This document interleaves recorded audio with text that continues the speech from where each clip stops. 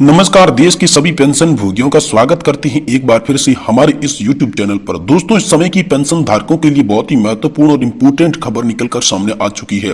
जी हां दोस्तों, EPS 95 न्यूनतम पेंशन के साथ साथ EPS 95 हायर पेंशन को लेकर एक बड़ी खबर सामने आई है, जिसकी भी चर्चा इस वीडियो के अंदर करेंगे। तो दोस्तों, EPS पेंशन पर आखिरकार बड़ी चूक क्या है और 11 और 12 तारीख को क्या हंगामा होने वाला है, इसके बारे में बात करेंगे। EPS 95 हायर पेंशन को लेकर नई भेजा गया पेंशनर्स का डाटा, 11 को BSP और 12 को EPFO के खिलाफ बड़ा हंगामा करने की तैयारी जो है यहां पर आप सभी पेंशन धारकों के द्वारा कर ली जा चुकी है। वहीं दोस्तों, अगली बड़ी और महत्वपूर्ण खबर की बात करें तो केंद्र और राज्य सरकार के कर्मचारियों ने पुरानी पेंशन की बहाली को लेकर देश भर में शुरू कर दी है रिले हंगर स्ट्राइक। जी हां दोस्तों, पुरानी पेंशन योजना बहाली संयुक्त मोर्चा संघ कार्मिक अनशन यहां से 8 तारीख से आप सभी के लिए शुरू हो चुका है और 11 जनवरी 2024 तक नई दिल्ली के अंदर चलेगा। All India health employees and workers federation के बैनर के तले दोस्तों आप सभी के लिए ये बड़ा प्रदर्शन शुरू किया गया है। इससे आप सभी के लिए बड़ी खबर निकलकर सामने आ सकती है। साथ ही दोस्तों 4% बढ़ाया जाएगा DA, नोटिफिकेशन हो गया है आप सभी के लिए जारी। तो दोस्तों बड़ा नोटिफिकेशन आप सभी के लिए जारी हुआ है। वही दोस्तों बजट 2024 को लेकर भी बड़ी खबर सामने आई है। अब लगातार छठा बजट पेश करेगी वित्त मंत्री निर्मला सीतारमण आप सभी के लिए। इस बजट में बहुत ही महत्वपूर्ण और इंपोर्टेंट जानकारी निकलकर सामने आ चुकी है, जिसकी भी चर्चा आज की इस वीडियो के अंदर हम करने वाले हैं। वहीं पेंशन और पेंशन से जुड़ी तमाम बड़ी खबरों को इस वीडियो के अंदर हम कवर करने वाले हैं। इसलिए आप सभी से निवेदन रहेगा कि आप इस वीडियो को लास्ट तक जरूर देखें, साथ ही चैनल को सब्सक्राइब जरूर कर दें। तो चलिए बिना किसी देरी के खबरों का सिलसिला शुरू करते हैं। सबसे पहले बढ़ते हैं EPS 95 पेंशन को लेकर एक बड़ी खबर आई है। EPS 95 higher pension good update. जी हां दोस्तों, पेंशन पर बड़ी चूक, 11 और 12 तारीख को हंगामा। Steel authority of India limited के द्वारा बहुत ही बड़ी जानकारी आप सभी के लिए यहाँ पर साझा की गई है। EPS 90 हायर पेंशन पर नहीं भेजा गया पेंशनर्स का डाटा, 11 को BSP और 12 को EPFO के खिलाफ बड़ा हंगामों को लेकर बड़ी खबर आई है। जी हां दोस्तों, EPS 95 हायर पेंशन को लेकर अब गुस्सा भड़कता जा रहा है। EPFO के खिलाफ नाराजगी जाहिर की जा रही है। BSP retired employees welfare association Bhilai के बैनर के तले 11 जनवरी को BSP AIR डिपार्टमेंट के सामने प्रदर्शन किया जाएगा। इसके अगले ही दिन यानी कि 12 जनवरी को EPFO कार्यालय यानी कि रायपुर में प्रदर्शन किया जाएगा। जी हां दोस्तों, एसोसिएशन के उपाध्यक्ष शांत कुमार का कहना है कि BSP और EPFO की टॉलमेल से रवैये से लगता है कि हायर पेंशन में देरी हो रही है और लोग परेशान हो रहे हैं। हायर पेंशन के लिए पात्र कर्मचारियों के बेसिक एरियर्स पर जिनका डाटा स्पष्टीकरण भेजना था उनका डाटा नहीं भेजा गया है और जिनका डाटा यूं कहें तो 8 से 10 वर्षों से सेवानिवृत्त होने के बाद उनका डाटा भेज दिया गया था। लेकिन EPS 95 को लेकर 2001 तक जिन्होंने ज्वाइनिंग का उनका स्पष्टीकरण डाटा नहीं भेजा गया है। जो लोग वर्तमान में सेवानिवृत्त हो रहे हैं या होने वाले हैं उन लोगों को EPFO का डाटा रिमांड लेटर भेजा गया है। EPFO का कहना है कि प्रबंधन द्वारा जो हायर पेंशन के लिए पात्र कर्मचारियों का आवेदन और डाटा EPFO रायपुर को प्राप्त हुआ है, ऐसे करीब 17,000 आवेदन हैं। प्राप्त आवेदनों की जांच करने के लिए EPFO द्वारा डाटा प्रबंधन को स्पष्टीकरण भी यहाँ पर मांग लिया गया है। वहीं दोस्तों शांत कुमार का कहना है कि BSP प्रबंधन द्वारा जिनका डाटा स्पष्टीकरण भेजा गया है उन अभी तक नहीं भेज चुके हैं। ऐसे लोगों की बड़ी संख्या है। BSP प्रबंधक कहता है कि यहाँ पर 9,284 लोगों का डाटा भेज दिया है, लेकिन वह तो 2001 के बाद ज्वाइन किए हुए लोग हैं। कुल मिलाकर बॉल को एक दूसरे से कॉट आउट लिया जा रहा है। हाल फिलहाल में ये बड़ी खबर आप सभी के लिए आ रही है। सेवानिवृत्ति हुए लोग कभी इस कोर्ट की ओर तो कभी दूसरे कोर्ट की ओर देख रहे हैं। अब कर्मचारियों के लिए पेंशन पर एक पहेली बनकर रह गई है। EPFO के पास कुछ सेवानिवृत्त कर्मचारियों की राशि जमा हुई है, लेकिन उनका पेंशन को कोई रिलीज नहीं किया गया है।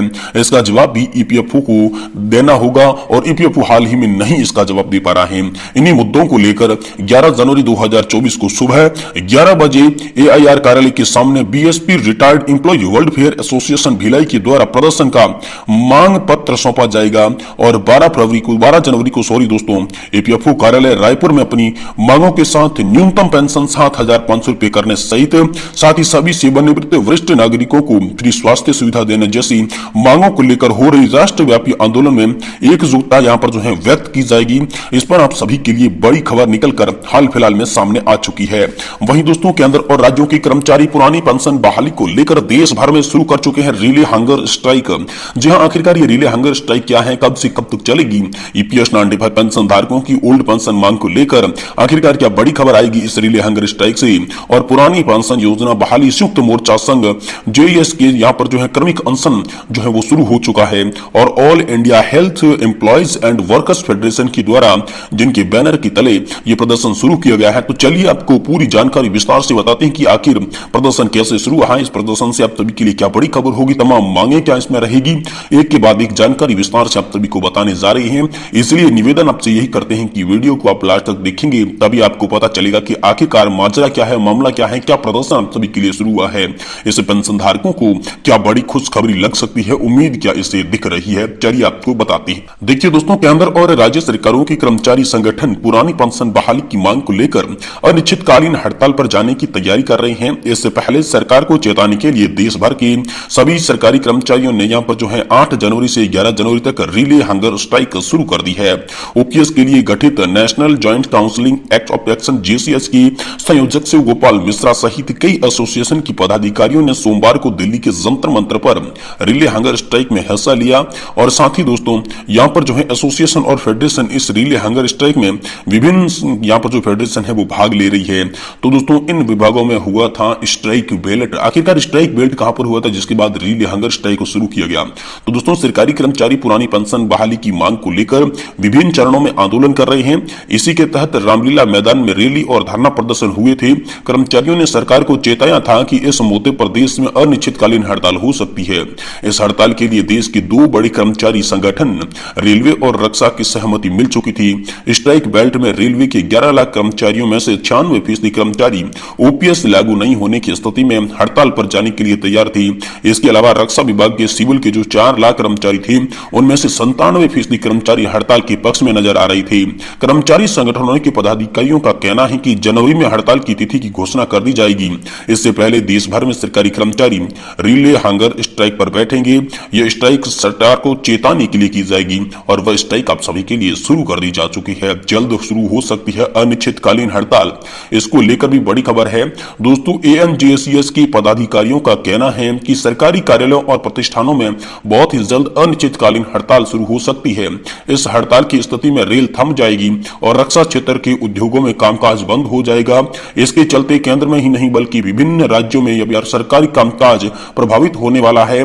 केंद्र और राज्य सरकारों के विभागों, संगठनों, प्रतिष्ठानों की में अंदर जो है 8 तारीख से ये शुरू हो गया और 11 तारीख तक चलेगा। और रिले हंगर स्ट्राइक अनिश्चितकालीन हड़ताल का पहला चरण है। विभिन्न कर्मचारी संगठन भूखे रहकर सरकार को पुरानी पेंशन बहाली की मांग करेंगी।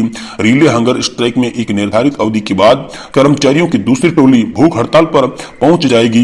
कर्मचारी संगठनों की मांग है कि गारंटीकृत पुरानी पेंशन की बहाली की जाए। केंद्र सरकार ने इस बाबत कमेटी का गठन किया है। हालांकि उसमें ओपीएस का कहीं भी जिक्र नहीं है। कमेटी केवल एनपीएस में सुधार के लिए अपनी रिपोर्ट देगी। पहले संसद सत्र में भी लोकसभा सदस्य नव कुमार सरगनिया, दीपक बैज और कृपाल बालाजी तुमानी द्वारा पूछे गए सवालों के जवाब में वित्त राज्य मंत्री पंकज चौधरी ने बताया था कि ओपीएस बहाली के लिए केंद्र सरकार के पास हाल फिलहाल में ऐसा कोई भी प्रस्ताव लंबित और विचाराधीन नहीं है। वहीं दोस्तों आप सभी के लिए शिव गोपाल मिश्रा के मुताबिक ओपीएस पर केंद्र सरकार और सरकारें जो राज्य सरकारें हैं वो लगातार कर्मचारी जो है उनकी आवाज बुलंद कर रही है। कर्मचारी संगठनों ने रामलीला मैदान में रैली की, सरकार के समक्ष प्लेटफॉर्म के माध्यम से ओपीएस की मांग उठाई। हमने सरकार को स्पष्ट तौर पर बता दिया है कि कर्मचारियों को ओपीएस के अलावा कुछ भी मंजूर नहीं है। सरकार को एनपीएस खत्म करना होगा और गारंटीकृत पुरानी पेंशन योजना बहाली करनी पड़ेगी। ओपीएस एक गैर राजनीतिक मुद्दा है। केंद्र और राज्य सरकारी कर्मचारी चाहे जिस भी दल के हो, हमारा आंदोलन जारी रहेगा। रेलवे के 11 लाख कर्मचारियों में से 96% अनिश्चितकालीन हड़ताल के पक्ष में है। ज्वाइंट फॉर्म में केंद्रीय संगठनों के अलावा राज्यों की 36 संगठन जो हैं वो यहाँ पर शामिल है। चुनाव में बड़े उलटफेर का भी यहाँ पर दावा किया जा रहा है। जी हाँ दोस्तों, ओपीएस के लिए गठित national joint council of action यानी कि NJCA की संचालक समिति के राष्ट्रीय संयोजक एवं स्टाफ साइड की राष्ट्रीय परिषद JCM के सचिव शिव गोपाल मिश्रा के मुताबिक लोकसभा चुनाव से पहले पुरानी पेंशन व्यवस्था लागू नहीं होती है तो भाजपा को उसका खामियाजा भुगतना पड़ेगा। कर्मचारी, पेंशनरों और उनके रिश्तेदारों को मिलाकर ये संख्या 10 करोड़ की पार चली जाती है और चुनाव में बड़ा उलटफेर करने के लिए ये संख्या निर्णायक साबित होगी।